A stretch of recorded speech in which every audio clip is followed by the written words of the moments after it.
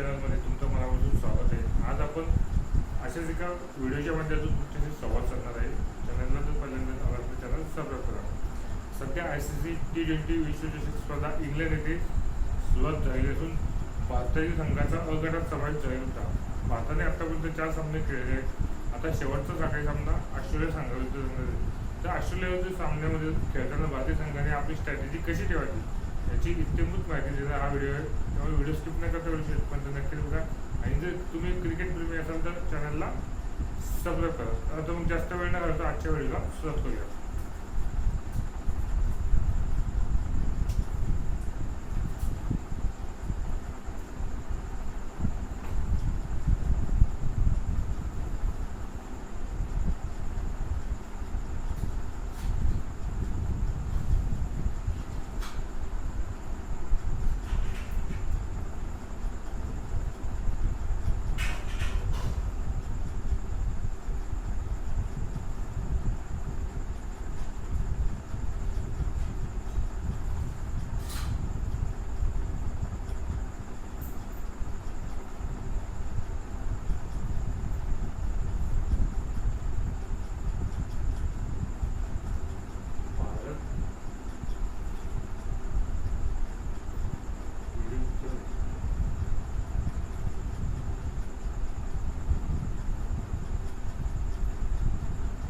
Australia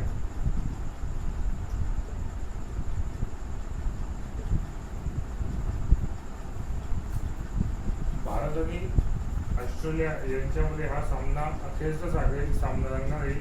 भारताने अत्यंत चांगल्या रीतीने 3 सामने जिंकलेले आहेत. ऑस्ट्रेलिया सुद्धा फॉर्ममध्ये आहे. तर भारतीय संघाने सर्वप्रथम सामना जर जिंकायचा असेल तर सर्वप्रथम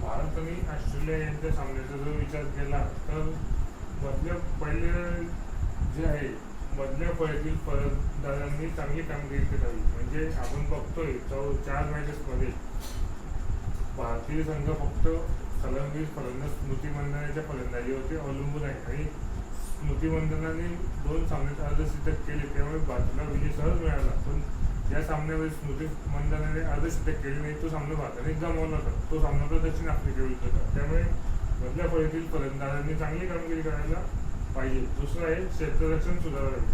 दक्षिण आफ्रिकेसारख्या बलाढ्य संघाविरुद्ध खेळताना भारताने सोपे 2 झेल सोडले. गोलंदाज आपली चांगली कामगिरी करत असतातच, पण क्षेत्ररक्षकांनी सुद्धा चांगले क्षेत्ररक्षण करावे. सोपे झेल सोडू नये, त्यामुळे सामना हातातून निसटण्याची जास्त शक्यता असते. तिसरं आहे गोलंदाजी उत्तम आहे.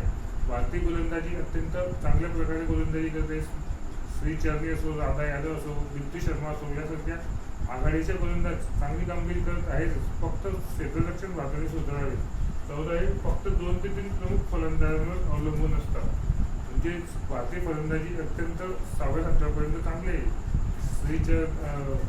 स्मृती मानधना, जेमिमा रॉड्रिग्स आणि हरमनप्रीत हे 3 फलंदाजांवरती भारतीय संघ अवलंबून असतो. बाकीचे फलंदाज अपयशी ठरत आहेत. त्यामुळे सामना जर जिंकायचा असेल तर या 2 ते 3 प्रमुख फलंदाजांवर अवलंबून न जाता 7 प्रमुख जे फलंदाज आहेत.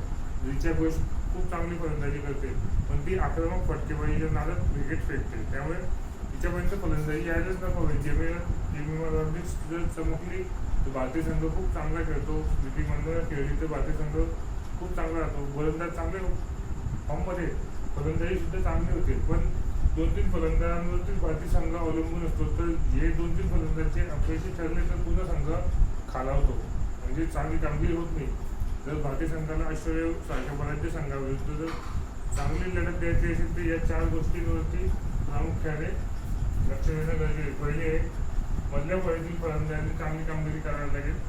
दुसरं आहे भारतीय संघाने क्षेत्ररक्षण सुधारावं लागेल. तिसरं आहे गोलंदाजी उत्तम आहे. गोलंदाजी उत्तम आहे तर गोलंदाजीवर अवलंबून असं प्रमुख फलंदाजांनी सुद्धा चांगली फलंदाजी करायला हवी. आणि चौथं आहे फक्त 2 ते 3 प्रमुख फलंदाजांवर भारतीय संघाने अवलंबून राहता कामा नये.